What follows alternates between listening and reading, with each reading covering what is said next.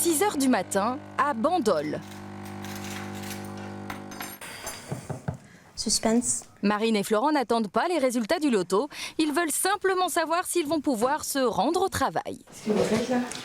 On regarde si, au départ de Bandol s'il y a des retards impeccables. Tout va très bien. C'est bon signe là? Non. Pas forcément.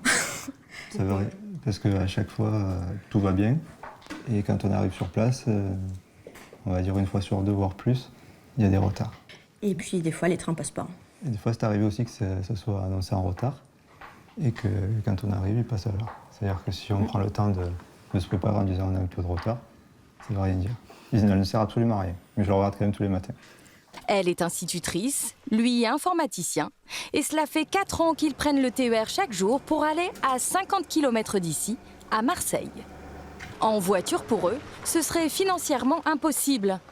En train, ils en ont pour 100 € par personne et par mois, mais payent cher en temps perdu.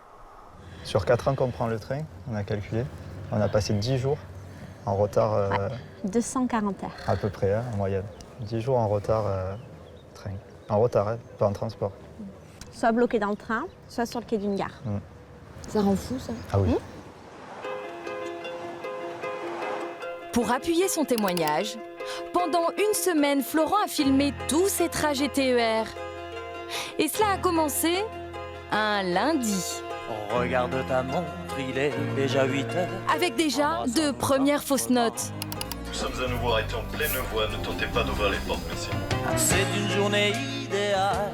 Ouais, ça fait 2 fois qu'on part et 2 fois qu'on s'arrête en pleine voie. Les heures sont les plus difficiles. Mais le jour le plus long est arrivé sans préavis.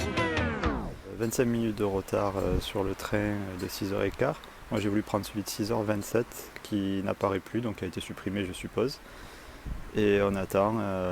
Voilà, je suis arrivé, il faisait nuit. Et là il fait jour, ça fait 1h15 que j'attends. Voilà, les gens s'accumulent dans la gare. Aucune info toujours, on ne sait pas du tout quand est-ce que le train va passer. Au bout d'1 h 30, un TER arrive enfin. Mais Florent doit passer son tour.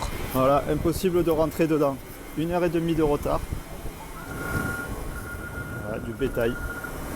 Ah, complètement. 15 minutes plus tard, une deuxième rame. Voilà, Toujours aussi pleine. le train il est minuscule. C'est déjà bondé. Mais cette fois, Florent force le passage. Ouais, toujours pareil. Après 45 minutes de trajet debout dans le couloir, une place se libère et il voit enfin le bout du tunnel. Mesdames et messieurs, nous arrivons en gare de Marseille-Saint-Charles avec un retard de 2 heures. Merci de votre compréhension. Un stress quotidien difficile à supporter. L'an dernier d'ailleurs, Florent a craqué. Le docteur m'a arrêté 1 semaine et demie pour... Vous en pouviez plus? Ah ouais, j'en pouvais plus. Ouais. Ça se manifestait comment? Des crises de nerfs, quoi. C'est vraiment ça, des crises de nerfs. Je tremblais, le docteur m'a dit que j'avais la mâchoire qui bougeait. Enfin, j'étais crispé. Ah oui, j'étais à bout.